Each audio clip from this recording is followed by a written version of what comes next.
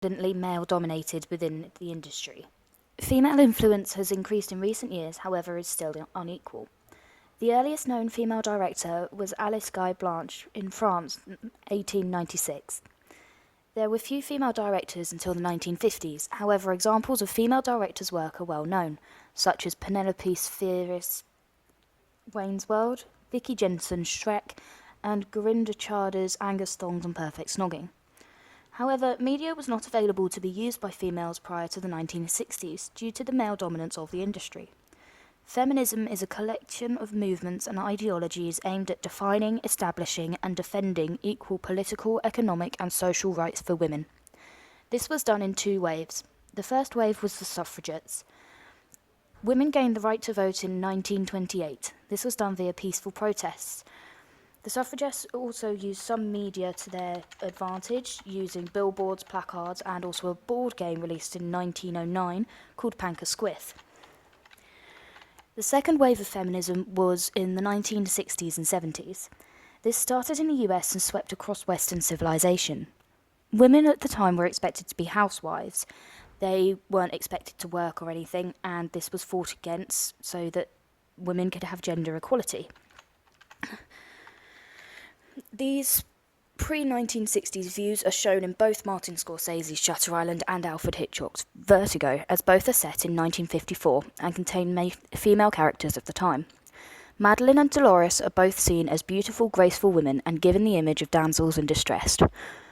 While Madeline in Vertigo is possessed, Dolores in Shutter Island was killed in a fire. Both of these characters are portrayed as being helpless, in need of a man to come and save them. This was a very typical portrayal of women in the media of this time, prior to the 1960s and 70s activists. The portrayal of women remains a difficult topic that is debated over. However, the line of feminism remains unclear.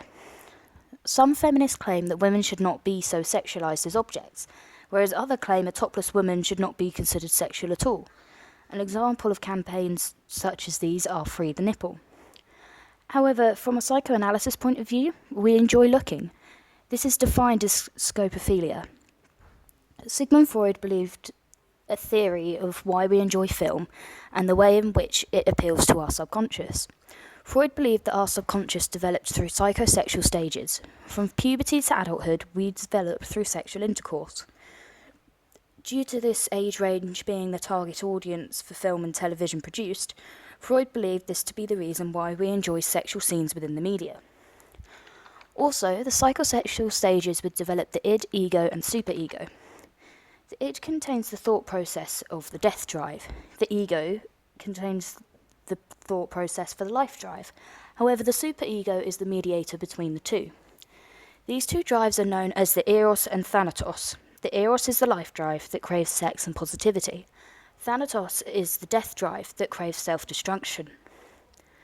There is an enormous focus of the main character's subconscious mind throughout both Shutter Island and Vertigo. Shutter Island demonstrates Andrew Laidis' new reality that he has created for himself, prior to revealing the truth in a dramatic fashion at the end. He has taken both his own death drive and his wife's to create other characters. He believes Andrew Laidis to be a different character completely, whilst he is Teddy Daniels. Dolores is separated from her death drive, which is characterized as Rachel Solando, who he saw as a different patient from the hospital. These are also fantastic characteristics of his id, ego, and superego. This is also demonstrated in Vertigo, however in a slightly different way. At first, Madeline is shown as a pure life drive, which the main character is drawn to. However, once it is revealed to the audience that Madeline was in fact Judy, a pure death drive is clearly shown. Firstly, from Judy herself displaying guilt. However, this is emphasised in the decomposition of Judy's character to become Madeline by changing her hair and clothes. Both of the women in the films begin to be presented eros, however developed to demonstrate pure thanatos towards the end of the films.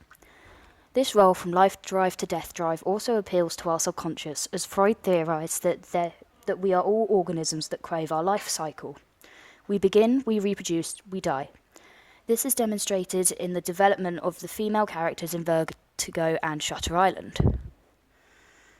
Both are introduced as interesting pure life drives. They can develop to demonstrate death drive tendencies. bringing an end to their existence. According to Freud, this is due to an imbalance of their superegos. This is what attracts us and the men to them as characters, as well as why we enjoy the films themselves. On the other hand, the films are also rather different.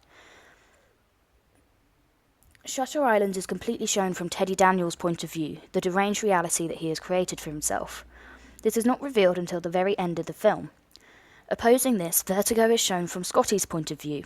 However, this seems to alter towards Judy's point of view towards the end of the film. The reality is revealed to the audience halfway through, rather than waiting to the end of the film. The endings are also rather contrasting. At the end of Vertigo, Judy jumps from the top of the tower, clearly displaying her pure death drive tendencies that have developed throughout the story. Whereas in Shutter Island, Andrew Laedis has understood his reality but chooses to deny it.